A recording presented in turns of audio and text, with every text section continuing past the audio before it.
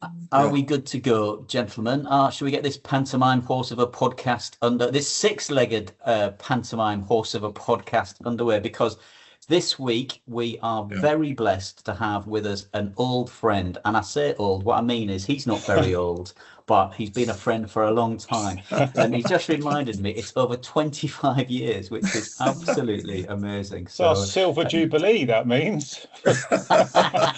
Hope you brought that's a just your present, hair Cameron. colouring, Kieran. That's just the way your hair colour is going silver. Cheeky, cheeky. So, welcome to Cameron Mirza. For those of you who don't know, Cameron is a really interesting chap.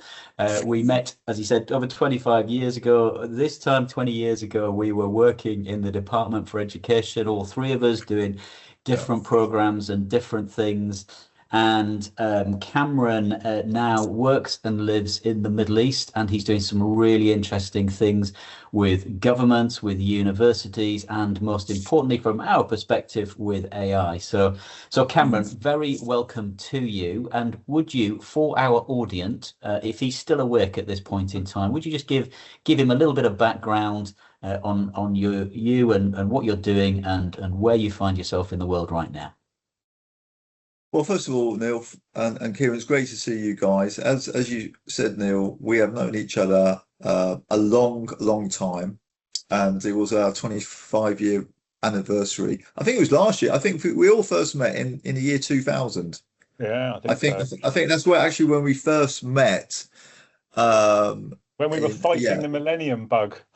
That's right. It was, yeah. Y2K. It was successfully we fought that. We conquered it.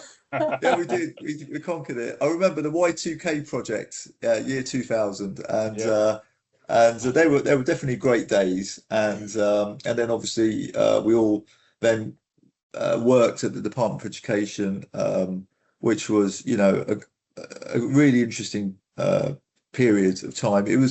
It was the early 2000s. I think there was a general positivity about the country. I think Blair was Prime Minister at the time, and things were really moving. I felt that education was a priority. It was really moving. There was significant levels of investment, and I think we were privileged. I think looking back to work on some really cutting edge pieces of work at that time, and I think we did make a difference. I think ultimately, I really feel looking back, actually, perhaps we should feel really proud of some of the work and some of the projects we worked in at the time. I remember London Challenge was a great initiative.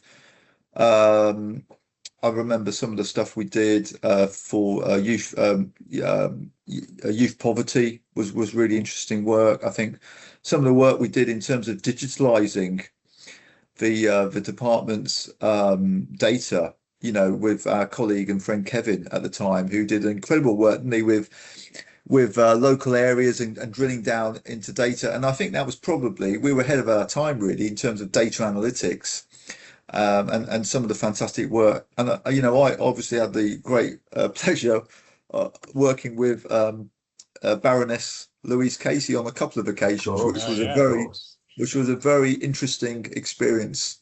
I can tell you, and probably our friend Ashley probably still hasn't recovered from that experience. So formidable force she was, wasn't it? Was, yeah, she is. She still is a formidable force. So yeah, I mean, it was amazing. It was an amazing period, and then I think. I think it was down to another old colleague of ours. I think at the time it was Janice Shiner, and she. Hello, Janice, if you're listening. I don't think she'll be listening, Kieran. Somehow. I don't think so. No, I don't think so. But better things to do. But I do remember she was. I think she was a DG at the time, and I think she played an important role in the next phase of my career, really, because I think she was doing some work in Bahrain at the time as an advisor to the government, and I do believe that she put me forward for a job there. So yeah, she did, yeah, and so I remember it was I think it was about 2011, and I remember my phone ringing, and it was a number it was an international number. I had no clue where it was from, but I answered it, and it was the chap from Bahrain saying, "Listen, you've been recommended, and would you be interested to come and work for us in Bahrain? We're kind of revamping the higher education sector and looking for somebody to come and help us." And I looked out the window, and it was pouring down with rain. And I looked at the weather. I looked at the weather in Bahrain, and I thought, yeah. And then I spoke to my good friend who you've met many times, Pat, who's a tax expert, and he said, yeah, Bahrain's a tax-free country. So my mind was made up, and so there I went. It's as simple as that. And, wasn't there when you first got there? There was a problem with you getting paid promptly enough, wasn't there? Do you want to? Yeah. Do you feel you can share that with our audience? I think I can. That story. It's I think long I can. enough ago. Yeah, I think I can share it. So, I mean, I was a bit maybe naivety at the time, or just simply trust, really, because you're dealing with a government. So I went to Bahrain with one suitcase, and I had no clue what I was walking into. I'd never been there before, and so I kept saying on the Skype at the time, I was saying, well, what about the contract? What about, I must sign a contract. I didn't even know what I was getting paid, to be honest. And so I went out there with a suitcase, and to be fair, the first day I was there, he put the contract in front of me, and he said, there you go, and got it all signed. But the bottom line is I didn't get paid for 4 months because of their systems. And moving a contract about requires several stamps on it in those days. In fact, still now the Middle East and many parts of the world still operates on this paper-based system and stamping things. And so my contract got shuffled about from department to department, and by the end of the third month, I had no money left. I was running on fumes, and I'd taken an apartment, I'd taken a car, and so I just said, listen, I'm being paid. I've got no money left, and I've really got to go back unless you pay me. And my boss, who's a very dear friend of mine, still said, look, I'll sort this out today. And I remember being driven to a facility somewhere, and I got there, and the guy, said, have you got your passport and so on? Handed it all over, and he said, okay, have you got a bag? I said, no, I don't have a bag. So I went back to the car, and there were some carrier bags. So I took them in, and he basically counted out my almost 4 months' salary in cash. He put it all on the table.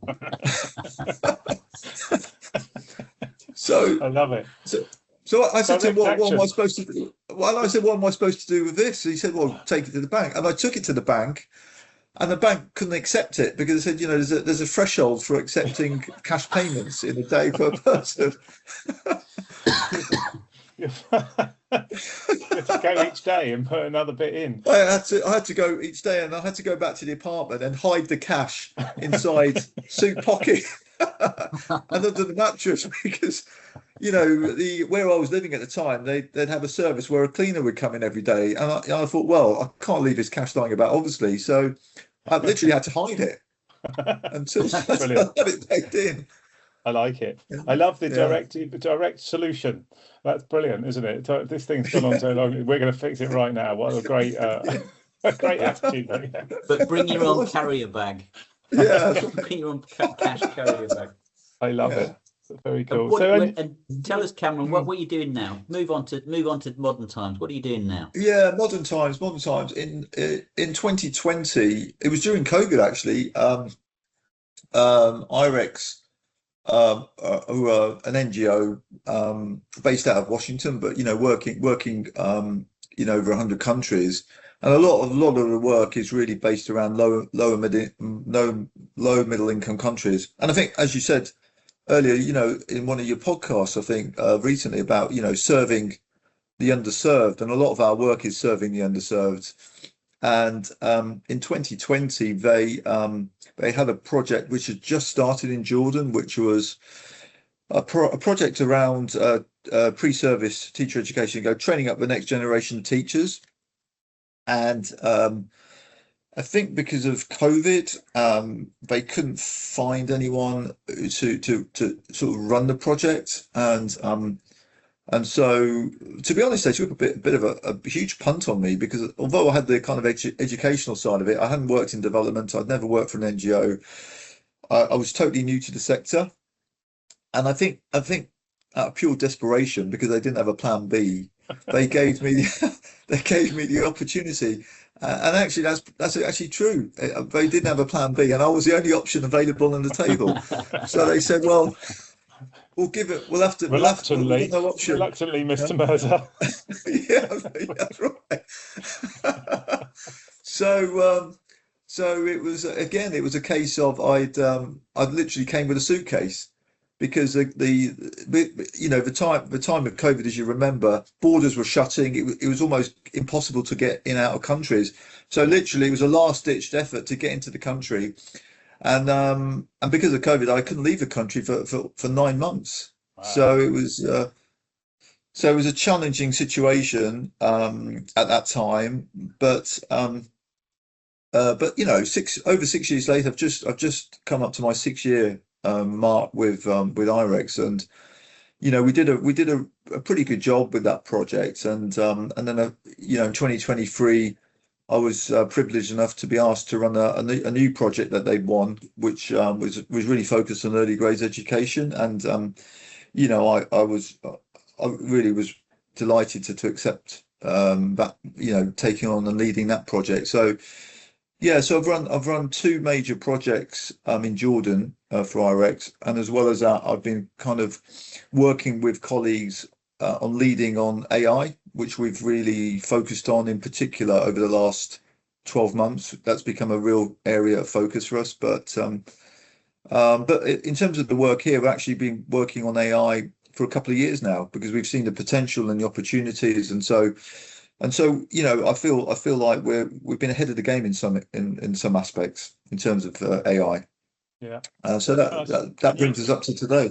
Yeah, and you've been doing research in this area. I know IREX have put out some research, haven't they, across MENA, or probably wider than that, I imagine, universities particularly. So obviously that's an area we're very interested in. AI in education is a big focus for us. We work with universities. And I read you had an article in, get this, University World News, the only publication with maybe even less readers than we have listeners. That's probably deeply unfair. It's probably massively popular. It's just my ignorance that I hadn't found it before looking on this. Yeah, it's for those in the know, Kieran, is how I would describe it. Perfect. Well, you said some stats from there that I'd love to just explore with you. Is only 34% of the institutions surveyed have a clear AI strategy, which is really interesting, given it's an AI survey, presumably, although that you can tell us a bit more about it, then to answer and still not have one is interesting. And only 39% had approved AI related policies. So we're running here, according to the National Education Union's 2026 survey, we've got 49%, 48% of schools have an AI policy. So still not enough, but getting there. So that this is a lower than that. And I guess in universities as well, given the kind of the cheating, AI for cheating your way through a degree, I guess having a policy is arguably much more important. Absolutely. I think what brought us to this work, Kieran, was we work with universities here in Jordan, but we also work with universities around the world. IREX has got affiliations with hundreds of universities, and do a lot of work, particularly on the kind of exchanges, particularly with US universities, where obviously we've got a strong presence. And I'll often speak to presidents of universities, and they'd often tell me about their AI ambitions. They wheel out these really, grand PowerPoint presentations about how they're planning to use AI and how they're using it. And then I would ask some simple questions like, well, can you give me an example of how you've leveraged AI? Do you have fundamentals really? And we describe them as AI fundamentals. in terms of the policies, in terms of the strategy, in terms of the capacity building, in terms of the financing, in terms of the digital infrastructure, really just the fundamentals. And me and my colleague Tom Orrell, we spent a lot of time thinking about this, and we came to the conclusion about a year ago that universities have got great ambitions, and I think some of that is driven by noise, some of that is driven by fear of missing out syndrome, and they feel that they need to be pushing on AI, and I think they're probably right, they need to be, but really lack the fundamentals of how you go about it. So we really became curious, and we designed this kind of survey which reached 25 countries in the end, to get feedback on how they're using AI, and some of the kind of key questions that will help us to understand what the current status is of AI. And 75% of our respondents are actually from Middle East and Africa. Right.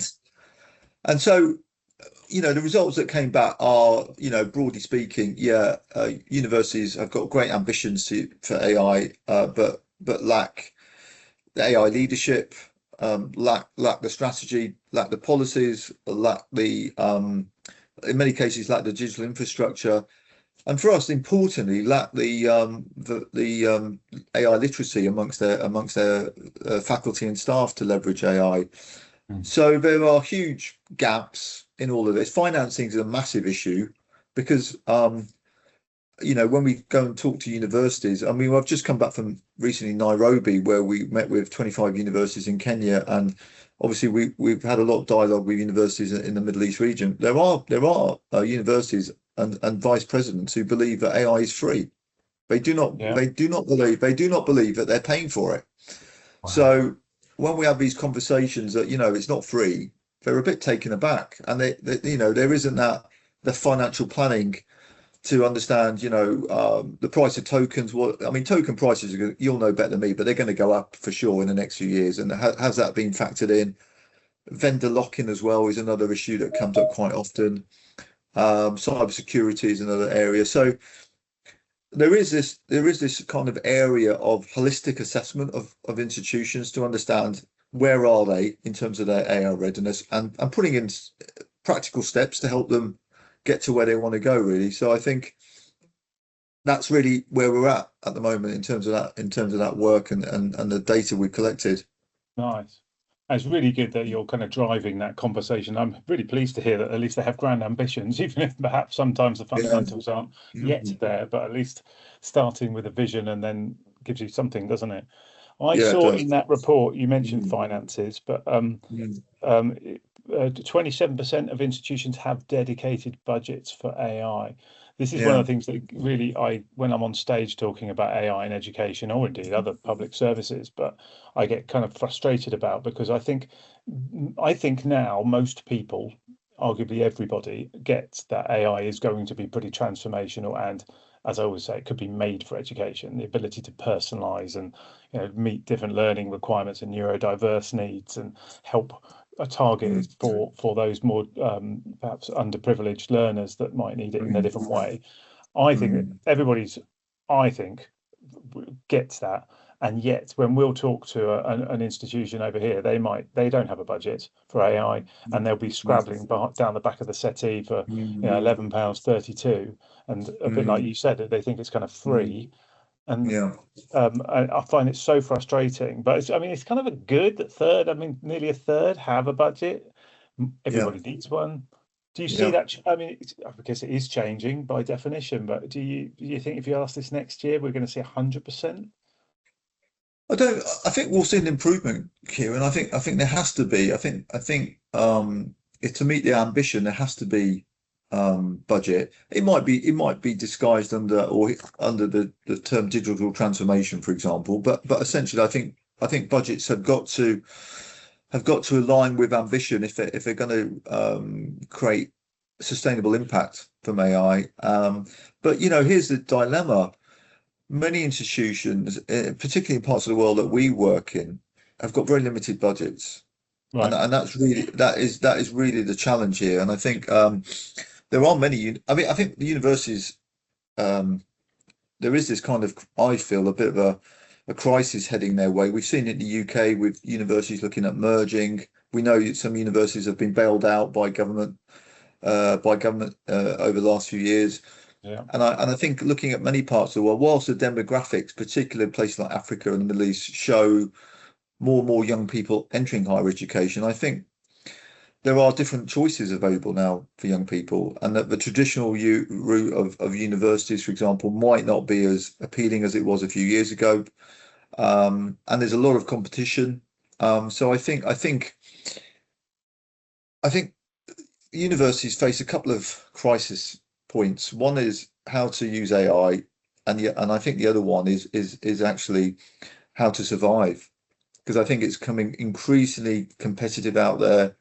Students have got a different way of the world, a different outlook, depending on where you are. I mean, I read something recently about the debt in US for student debt for colleges, something like $1.7 trillion, the debt for students. Is that right? And at the end Wow. at the end of that, you really want a job, don't you? You really want to find a job that pays you well and allows you to get on in life. And I think so I think priorities are shifting.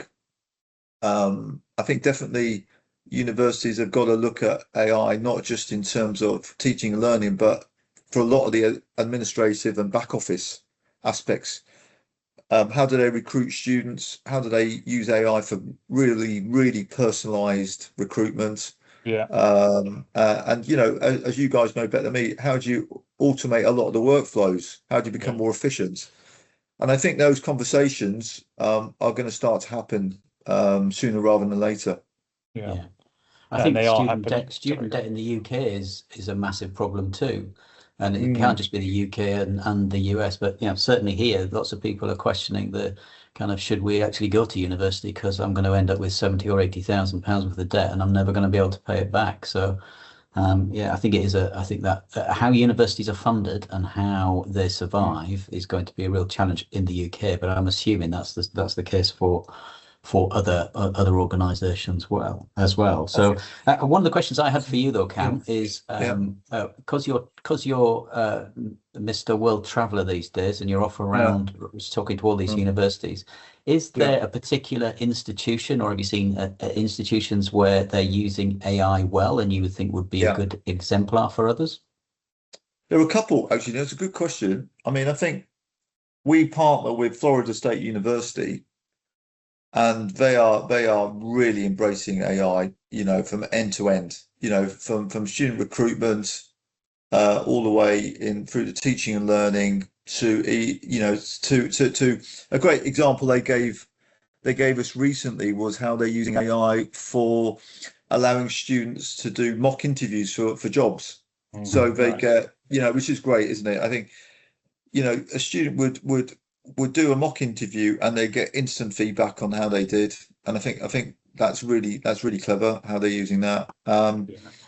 Arizona State are using a lot of AI, and they've got a lot of courses on AI. But they're really kind of proactive in terms of how they use AI. I think in the Middle East, there's in UAE, Mohammed bin Zayed University for AI. So there's a specialized university just for AI based in the UAE, and they're doing a lot of cutting edge work, and they're developing their own LLMs in Arabic. So I think what you're seeing in certain parts of the world is institutions at the forefront of AI sovereignty. And I think certain countries are starting to really move in that direction, and sovereignty is becoming an important part of the conversation now. Particularly when I'm talking to university presidents. And I think So there's definitely a shift, And with kind of the restrictions on the Anthropic's Fable model that was pulled under White House requirements, and 5.6, ChatGPT 5.6 was went through a bunch of checks before they'd let it out. I think that bit where they pulled Fable, the Anthropic model, from everybody, I think was for me a very big moment in understanding quite how dependent we are on the US firms for this stuff, and what that could mean should we, I mean, who knows what can happen in the world politics. It seems to change quite frequently, doesn't it? But I think sovereign large language models particularly, I think, is going to be really required. It's hard to imagine, isn't it, that you could have someone just switch off all of your AI capacity, particularly, we think internet is now kind of absolutely ubiquitous to running everything, from traffic lights to water to hospitals. AI is going to get weaved into all of that pretty rapidly, and the idea that someone could just pull the actual model from underneath you and end your services is very concerning. So, and I think the Middle East has always been quite big on sovereignty. I've done a bunch of work with banking through the years, and I remember the Middle East is one of the most restricted for saying you cannot let the data out of the Middle East on anything, and the regulations here. And no, but you can have 3 carrier bags worth of cash though. It's so safe. Well, I mean, a great example of that, Kieran, when I was at the University of Bahrain, we actually did a deal with AWS, and they built a data center on the campus. Wow. Yeah, and I think there was a win-win there, because they have a they server built room. Yeah, that's right. And our students would get jobs with AWS, which was a great win-win. But definitely, if you look at Saudi, the investments they're making in data centers is unbelievable, in the level of investments. But the other side of it, which we perhaps don't talk about enough, is the impact on the environment. The amount of water needed to cool these data centers is just unbelievable. So there is a trade-off to all of this. But yeah, you're right, Neil. Definitely the Middle East is really increasing. So and also because of the geopolitics, particularly over the last period, is pushing more and more focus on sovereignty. Yeah. The geopolitics thing is interesting to me, because you've talked kind of at the high end of education about universities. Have you seen any examples on your travels where there's at the kind of at the lower end, so in schools, or where education is a real challenge because of schools, electricity, big classroom sizes, small teacher numbers, people where countries where or regions where they're struggling to deliver basic education. Have you seen AI filter down to any of that stuff yet, or is it too soon? Well, I've seen some interesting case studies, Neil. I think that the opportunity is for low bandwidth solutions, and I think smartphones, almost wherever you are, smartphones is the obvious option there. And I think the other area which will emerge is offline LLMs. I think will be an opportunity as well. So I do think, whilst I think fragmentation is a challenge based on where you are, fragmentation of AI usage because of the infrastructure.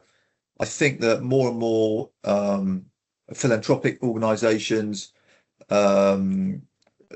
donors are looking at these kind of solutions, particularly in Africa, where I think there's a lot of investment going into Africa, particularly. I think the Gates Foundation, for example, is a great example. But definitely there'll be a big push on these kind of low bandwidth and offline LLM solutions over the next period. And I think that's an exciting opportunity.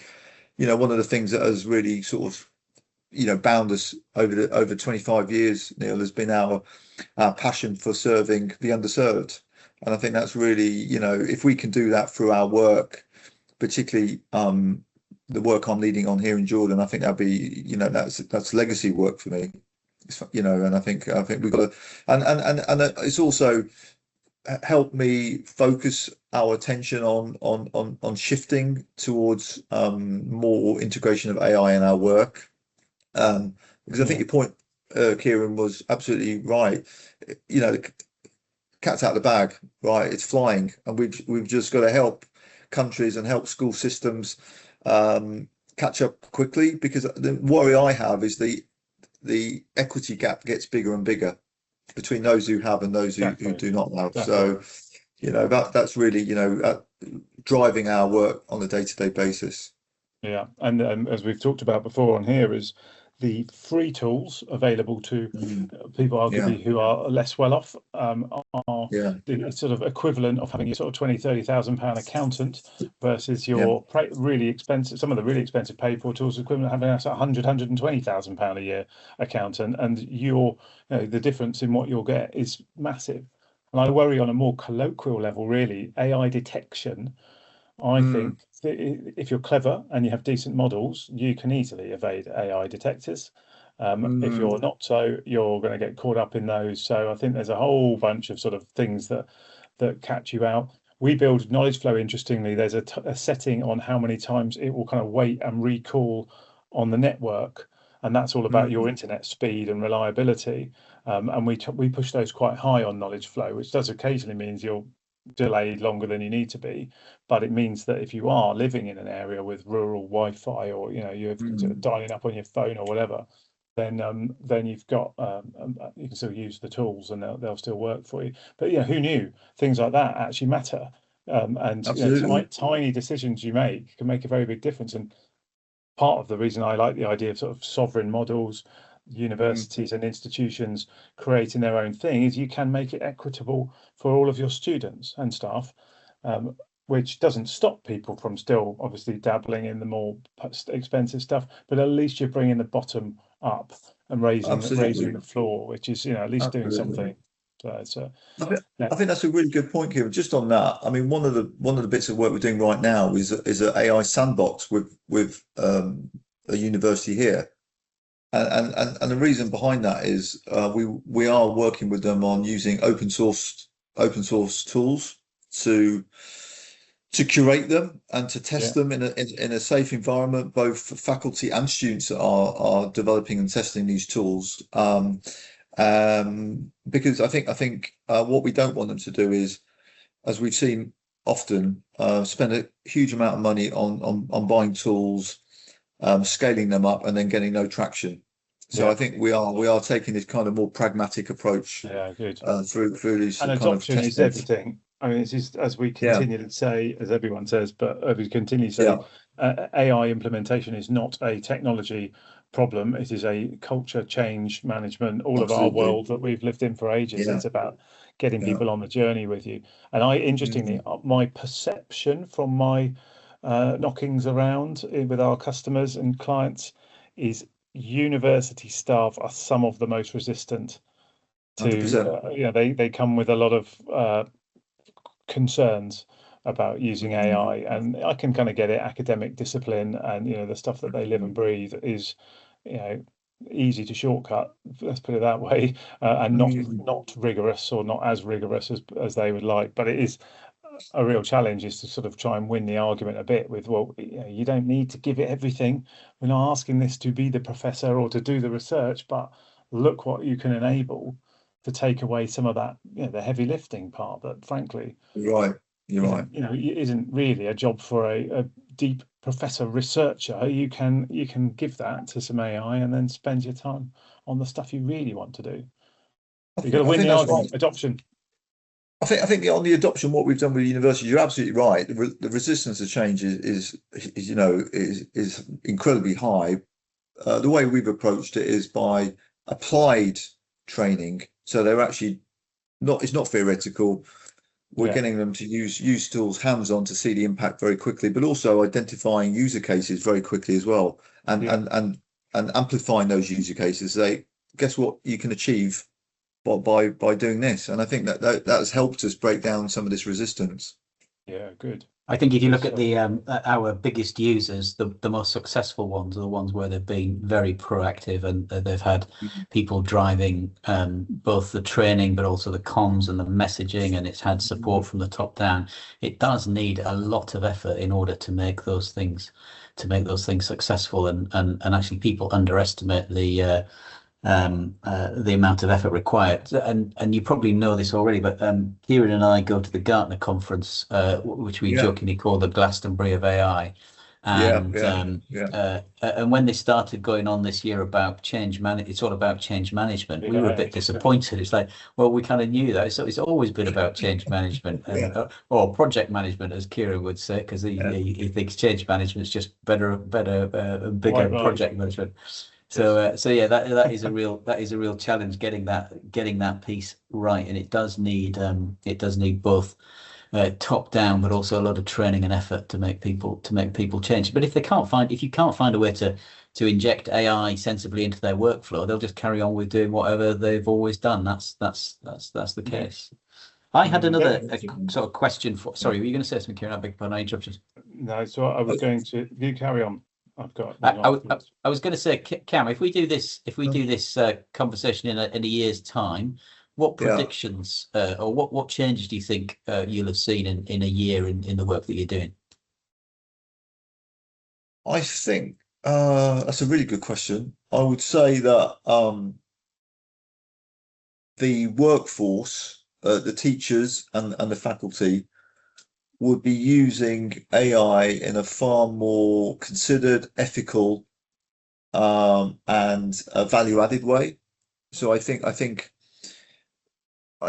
the environment would be more would help them to use tools in a way that will enhance learning and support students in a positive way. Because I think the gap is tools are all around us in education, but there is very little evidence, or perhaps some emerging evidence, but it's limited on impact on student learning. And I think that's where we want to get to. I think if we're able to demonstrate that there is a positive impact on student learning, I think that will be a huge game changer. And I think we're shifting away. I've noticed a shift in the last maybe 6 months. I think the emphasis was all about tools. All the new tools were out, and it's all the new tools, and it was all very sexy. But now reality has hit home, and I think we are hearing more conversations about some of the more practical, if a bit boring topics about the financing, the capacity building, the policies, the strategy. And I think I feel quite positive, because I think these are the right conversations to be having, rather than let's just blow our budgets on some tools that are being sold to us. And I think being more considered, I'm really pushing for institutions to take a pragmatic approach by testing, getting those user cases, then scaling them up, pushing more for greater sovereignty, particularly around data and around tools. So I think the conversation will be more around impact. Yeah, and I completely agree with you. I think that is the bit that's missing still. And then partly education, the big problem, as we all know, always is that it takes a long time to measure the impact of any intervention in education, because how long do you give people in teaching classrooms? You've got to train the teachers, then the teachers deliver it, and then you've got to give it some time to soak. So you're probably a year or two after the fact before you can really see whether it's made a difference. But I think that is absolutely the argument. I hope we're going to see teacher retention improve. I mean, that tends to happen with economics as well. So it's like most social sciences, it's not a straightforward the AI did the difference. But if we can see some of that would be amazing. As I always say, the 50% of teacher time that they spend doing admin that they don't want to do is the number one reason they leave. And AI can handle a whole bunch of that. And if we can do that and keep the best teachers teaching and doing the stuff they came to because they love, then that is true of social workers, it's true of housing officers, it's true of teachers, and I'd love to do more of it. Absolutely. I think just on that, just a last point on that. I think also doubling down on teacher quality is going to be a key part of this, because there is this kind of notion, well, perhaps we don't need teachers anymore because AI can do all the tutoring, and you can have your own AI assistant, helping you. But what we've seen, there's a really interesting research piece just come out from Stanford, which shows or magnifies the impact of having a teacher as part of this process, right? Because if you leave a student just with an AI tool and measure that against a student working with an AI tool and a teacher, the level of learning and level of attainment is far higher with a teacher involved in that whole process. And I think that's, and I do think that teachers role, and I described it in the past, is actually more of a learning scientist now than Nice. ever before. You've got Yeah. to understand data, you've got to understand the technology, you've got to understand behavioral science. It's really, really far more complex and nuanced than it's ever been before. And I think the future of teaching is actually that of a learning scientist. Nice. That's really good. I love it. We should that's a great, the learning scientists as teachers. There's a title. I've already written it down. We're stealing that. We're having that, There you Cam. go. Thanks very much. That was the Like first it. submission. So my final question, Cameron, is who's going to win the Football World Cup? So we are into a semi-final today as we record this. This podcast is going to go out after. So after we'll know the result. So over to you for your predictions. Well, my prediction is that England will win the World Cup, beating Spain on penalties. I think it's going to go to penalties, and we'll win the World Cup, beating Spain on penalties. And so that's my. I mean, I think we're getting to a point now that it's now or never. I mean, my ambition is to see England win the World Cup in our lifetime, and none of us are getting any younger, Kieran. So we've seen England win the Rugby World Cup, which I know is important, which is really, the sport that you follow in particular, and we've seen that happen. But the World Cup in football is really, the dream. Nice. It would be nice. Yeah, it would be nice. And well, I hope that you're correct. I hope that you're correct. Me too. Your prediction. Me too. And that would lead to a bank holiday as well. So I think there's about yeah. Well, I'll be going down the bank with my carrier bags and saying, Cam says you should fill these up for me. So cool. Cam, we've asked you loads of questions. Have you got any questions for us before we part our company for today? Have you got anything on your mind that we can help with from your end? Well, I mean, look, it'd be great to know about some of the great work that you're doing in particularly the tertiary education sector. I know you do a lot of work with FE, and I think FE is an incredibly underserved part of the education system. I think I do. One of the interesting things about AI is that the reports around how many graduate jobs that will replace is actually quite interesting, because I think try and replace a welder or an electrician, I think it's harder to do. And I think that vocational education has got a huge role to play. So what are your reflections in terms of the work that you're doing so far with FE colleges and universities? What are the key learnings that you can share with me? Yeah, good stuff. I mean, I think I guess at a high level, trying to build the tools that really make an impact. So there's we do a bunch of hackathons with FE colleges, where we'll get a bunch of teams and do work through where their biggest challenges are, and sort of pick the things that AI can help with, and then build the tools for them sometimes there and then. One of the challenges is picking the right things, because one person or even one team's frustration may not be the thing that turns the dial. And for colleges, particularly, obviously learner outcomes, number one thing they care about, and that means achieving and enrichment activities and employment kind of opportunities, so that learners leave like that. Then alongside that is winning more learners, and that kind of recruitment, making all of that part easier, which is a place where AI can really play a big part, because the whole enrollment process in that world is really challenging. So I think the kind of at the highest level, it's picking the right things to work on. The things we are working on is the regulated Ofsted style. Ofsted can inspect a college here anytime, as you know, and colleges care about that stuff. And in theory, you'd hope that what Ofsted are looking for is the same stuff that will make learner outcomes amazing. You hope. It's probably about as good as anything you've got to go on. So we've got tools which help to diagnose challenges, identify missing data, so that you can go and gather that ahead of time, and importantly, give suggested strategies for the things that you're struggling with, using a whole bunch of best practices from Ofsted reports from the EEF. We help create what the AI does. So signals here are 2 or 3 known strategies that will help fix that particular challenge for you to go and think about.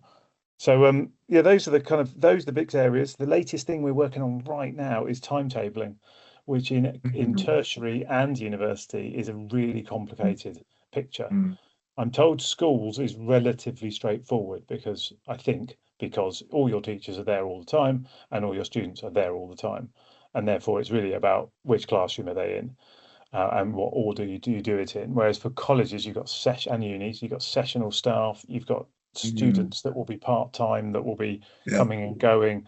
So there's and then more specialist rooms, generally, laboratories and hairdressing and public services and healthcare and all of these kind of rooms that you've got to try and match as well. So that's a really interesting challenge, and taking us into a space which I'm quite excited about. We talked about it last week on the podcast briefly, is LLMs with more traditional algorithmic kind of machine learning style algorithm work. So you effectively get the LLM to help you work out what is the algorithm that you need to be running.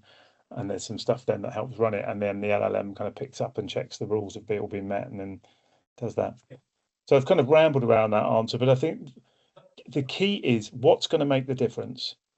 And yeah, in colleges, I think it is about more quickly identifying what's going wrong and suggesting intervention strategies, or indeed just kind of encouraging the intervention strategies you're already planning, and giving you the data to show you where they're working, where they're not, etc.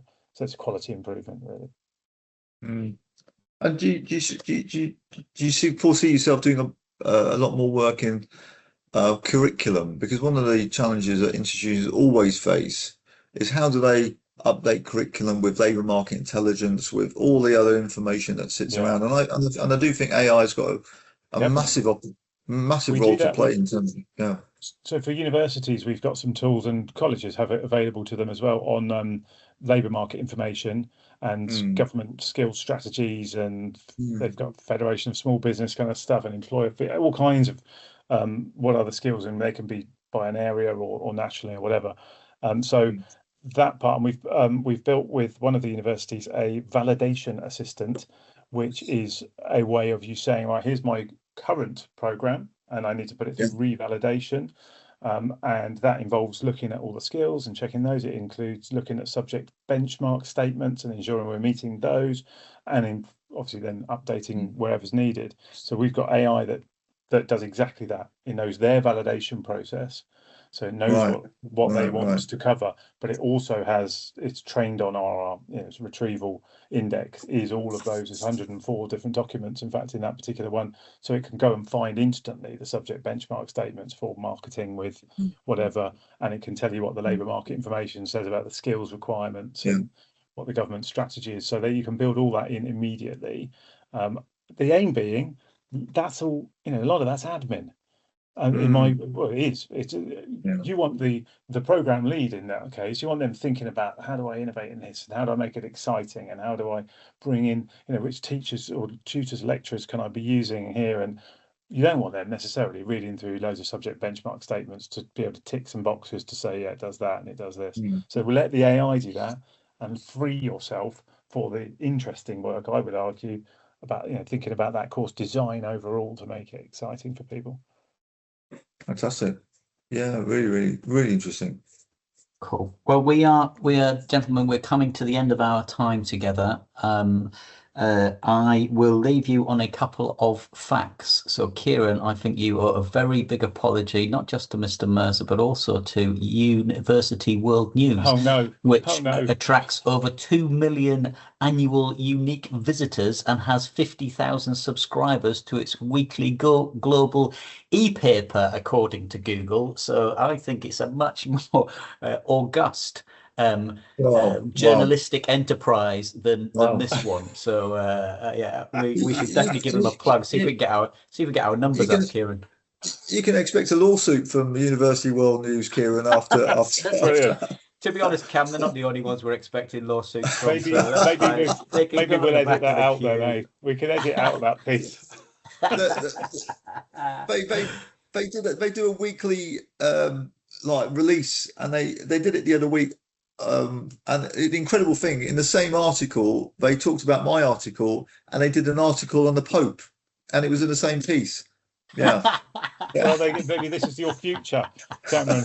Who knows? Who knew that you would have so much influence these days, Cam? Incredible, incredible. If I go back 25 years, when you were a young, good-looking, still are good-looking, still are young man making his way in the world. You've risen to incredible heights, and I just wanted to say congratulations to you. Long may your rise continue. And I understand you might actually be in London next week, so we should definitely try and do a proper bar thing and get together. So it'd be fantastic to see you, gents. It's always a pleasure. And can I just say that knowing you both for 25 years and the role that you've played in my life is never forgotten. And I hope we'll be friends for another 25 years. I will happily drink to that. Gentlemen, it's been emotional. Thanks very much. Have great days both, and I will speak to you both soon, I hope. Cheers. Cheers, guys. See ya. Nice to see you. Bye.